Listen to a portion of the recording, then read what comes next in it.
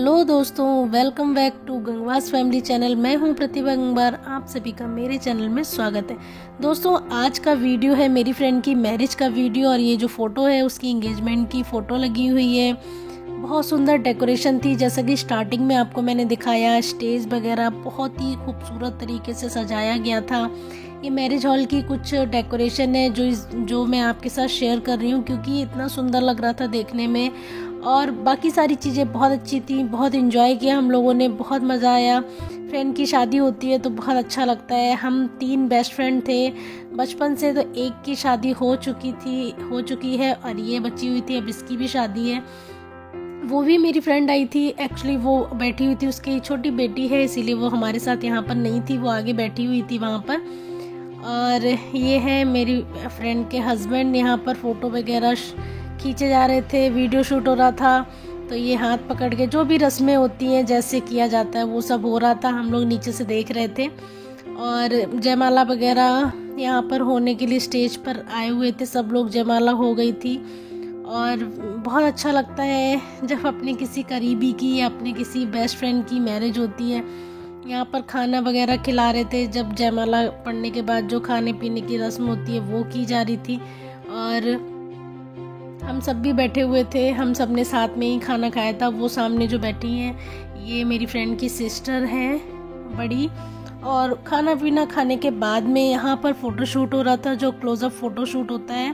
Photoshoot के बाद में हम लोग जा रहे थे और हम लोग इसलिए इतना हंस रहे थे क्योंकि इसका जो घर है मेरी फ्रेंड का, इस मैरिज हॉल के बिल्कुल सामने गली है, उसी में है। तो कार से नहीं जाना था, बाइक से जा रही थी अपने कज़न के साथ में। तो हम लोग इसी बात पे हंस रहे थे कि देखो दुल्हन बाइक से भाग रही है मजाक कर रहे थे। उसके साथ में हम ही 3 बचे हुए थे और हम लोग पैदल गए थे और ये बाइक से गई थी। बस ये जो सामने घर दिख रहे हैं इसके बगल में ही गली गई है, बस वहीं पे इसका घर है। उसके बाद घर से हम लोग कपड़े चेंज करके आए और यहाँ पर ये रस्म हो रही है छीलर की। इसको हमारे यहाँ छीलर की रस्म बोलते हैं। ये रस्म लड़के की भी होती है। जब बारात की निकासी होती है तब लड़के की ये रस्म की जाती है।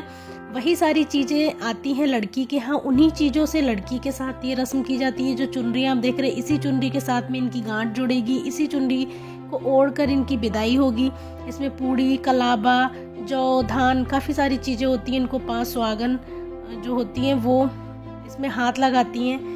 तो मैं भी थी वहाँ पर। यहाँ पर ये उंजली भर के मंडप पर जा रही हैं। ये जो पूरा कपड़ा पहने हैं, साड़ी, चुनरी, जो भी चीज़ें होती है मामा के यहाँ से आती हैं हमारे यहाँ। और जब तक बेटी का कन्यादान नहीं होता है तब तक आमने सामने बैठा के कन्यादान किया जाएगा। और ये जो रस्में होती हैं सारी मामा के यहाँ से जो भी आते हैं कपड़े उनको पहन के ही होती हैं। तो यहाँ पर अंकल आंटी बैठे हैं जो कि मेरी फ्रेंड के हाथ पीले कर रहे हैं। और यहाँ पर बड़ा खुशी भी होती है, दुख भी होता है, आंसू आ जाते हैं, क्योंकि ये रस्म ही कुछ ऐसी है कि अपनी हो या किसी दूसरे की देखते हैं तो मन भर जाता है। और यहाँ पर हाथ पीले हो रहे थे। हाथ पीले करने के बाद में ये कन्यादान हो रहा है। और हमारे यहाँ मम्मी पापा पहले कन्यादान करते हैं, उसके बाद आपके जो भी रिलेटिव्स हैं, जैसे मौसी, चाची, बुआ, जो भी आपका कन्यादान करना चाहे कर सकते हैं। तो सबसे पहले अंकल आंटी ने कन्यादान किया था, उसके बाद बाकी के लोगों ने। कन्यादान के बाद मेरी फ्रेंड इनके अपने हस्बैंड के बगल में बैठ गई थी। कहते हैं जब तक फेरे नहीं पड़ते हैं तब तक जो वाइफ होती है, यानी कि जो दुल्हन होती है, वो लेफ़्ट साइड नहीं आती है, राइट साइड ही बैठती है। तो यहाँ पर एक ये रस्म हो रही है। इसमें जो आहुति दी जाती, एक लास्ट आहुति होती है, उस आहुति को देते समय देखा नहीं जाता है। तो जो मामा होते हैं वो आड़ कर देते हैं सामने से, ताकि वो आहुति कोई देख ना पाए, ना दूल्हा ना दुल्हन, कोई भी नहीं देखता है जो लास्ट आहुतियाँ दी जाती हैं। यहाँ पर फेरे हो रहे हैं। फेरों के टाइम पे हमारे यहाँ जो भाई होता है वो जो ससुराल से, लड़की की ससुराल से कपड़े आते हैं, वो कपड़े पहनकर, और यहाँ पर ये धान सूप में रखे जाते हैं, धान दिए जाते हैं। तो एक एक फेरे में धान गिराते चलते हैं और बचे हुए धान को हवन कुंड में डाल दिया जाता है। तो आप देख रहे होंगे यहाँ पर भैया हैं, दोनों लोगों को धान दे रहे हैं और दोनों लोग फेरे ले रहे हैं।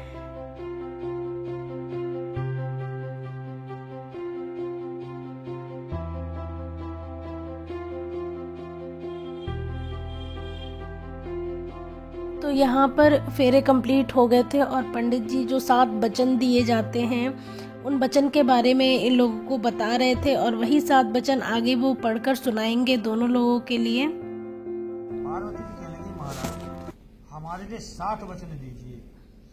जब दाहिने अंग से बाएं गाऊंगी, नहीं तो मैं अपने माता पिता की कुंवारी पूछूं। साक्षी कौन? अग्नि भगवान। कि शिव का पूजन, महादेव जी का जो पूजन करें तो उसमें आप हमारी साक्षी सलाह लें। वाजपेयी जो यज्ञ है, अश्वमेघ जो यज्ञ है, राजसूय जो यज्ञ है। कहने का तात्पर्य यह है कि चाहे यज्ञ बड़ा हो या यज्ञ छोटा हो, अगर उसमें आपको आहुतियां देना है तो साथ में हमको जरूर बैठना है, तभी आप आहुतियां दें। अगर ये वचन आपके लिए मंजूर है तो मैं दाहिने अंग से बाएं अंग आने के लिए तैयार हूं। उसके बाद वचन कंप्लीट हो गए थे। उसके बाद हमारे यहाँ पहले मतलब कि जो दूल्हा होता है वो लड़की की मांग भरता है। वो वीडियो शूट नहीं हो पाया। यहाँ पर मेरी फ्रेंड की मांग भर चुके थे, ये जो उसके हस्बैंड है उन्होंने भर दी थी अंगूठी से। उसके बाद कुंवारी कन्या होती है, वो उसी मांग में दोबारा से एक पहले गणेश लक्ष्मी जी को सिंदूर लगाती है, फिर वही सिंदूर कुंवारी कन्या दुल्हन की मांग में भरती है और अपने माथे पे लगाती है और दुल्हन की मांग में भरती है। हमारे यहाँ की रस्में, सबके यहाँ अपनी अपनी कुछ रस्में होती हैं, वही सारी चीज़ें हैं। तो यहाँ पर ये जो थी उन्होंने किया था, इसकी सिस्टर थी मौसी की। उसके बाद फेरे होने के बाद इनको अंदर रूम में लाया जाता है। यहाँ पर बताशे 5 या 7 बताशे लेकर एक दूसरे के हाथ में चेंज किए जाते हैं। शगुन होता है, ये भी हमारे शादी में एक रस्म है वो जो की जाती है। उसके बाद मिठाई वगैरह खिलाई जाती है। यहाँ पर ये जो कपड़े इसने पहने हैं ये हैं इसकी ससुराल से जो आए हुए कपड़े थे, वो मामा के यहाँ के कपड़े चेंज कर दिए थे। यहाँ पर बिछिया दबाने की रस्म हो रही। बिछिया हमारे यहाँ भाभी दबाती हैं, तो ये इसकी कज़िन ब्रदर है, उनकी वाइफ है और ये इसके बिछिए दबा रही हैं। तो ये रस्म भाभी करती हैं, इसमें भाभी को नेक भी दिया जाता है। तो हमारे यहाँ इस तरीके से ही ये रस्में होती हैं। सबके यहाँ अपनी अलग अलग होती हैं, लेकिन हमारे यहाँ जो रस्म होती है वो सारी चीज़ें मैं आपको इस वीडियो में बता रही हूँ। कुछ चीज़ें कैप्चर नहीं हो पाई हैं, बट जहाँ तक जितनी कोशिश हो सकी मैंने मोस्टली चीज़ें दिखाने की कोशिश की अपने इस वीडियो में। और बिछिया दबाने के बाद में हमारे यहाँ 3-3 बिछिए पहने जाते हैं। जब नई शादी होती है तो 3, एक पैर में 3, दूसरे पैर में 3-3 करके बिछियों को पहनाया जाता है। और उसके बाद कांसे के बिछिए पहने जाते हैं हमारे यहाँ शादी में। उसके बाद चेंज करके चांदी के बिछिए पहना दिए जाते हैं। तो यहाँ पर इसकी बिछिया दवाई की रस्म चल रही है। और इस समय पर जो भी आपके ससुराल से गोल्ड ज्वेलरी कपड़े जो भी आते हैं वो सारे कपड़े पहने जाते हैं, सारी ज्वेलरी पहनी जाती है और इसी में विदाई होती है। इन्हीं कपड़ों में, इसी ज्वेलरी के साथ में विदाई होती है। तो ये सारी चीज़ें हो रही थी। यहाँ पर उसके हस्बैंड दिनेश जी हैं जो वो मंगलसूत्र पहना रहे थे। और मंगलसूत्र पहनाने के बाद शादी कंप्लीट हो गई थी। उसके बाद की मैं वीडियो नहीं बना पाई क्योंकि काफ़ी इमोशनल सा माहौल हो गया था। और यहाँ पर उसकी विदाई हो रही है और वो गाड़ी में बैठ गई थी, बहुत रो रही थी। और बुरा तो लगता है, मुझे भी, सबको बहुत बुरा लग रहा था। तो मैंने सोचा थोड़ी सी क्लिप बना लेती हूँ दिखाने के लिए। तो यहाँ पर वो जा रही थी विदा होके, तो काफ़ी ख़राब सा लग रहा था मुझे भी, इसलिए मैं इससे पहले की कोई भी वीडियो क्लिप नहीं शूट कर पाई। तो दोस्तों ये था हमारे यहाँ की शादी कैसे होती, क्या क्या रस्में होती हैं। तो अगर आपको वीडियो अच्छा लगा हो तो प्लीज़ मेरे चैनल को सब्सक्राइब कीजिए, वीडियो को लाइक कीजिएगा। मिलते हैं अगले वीडियो के साथ में, तब तक के लिए बाय बाय, टेक केयर।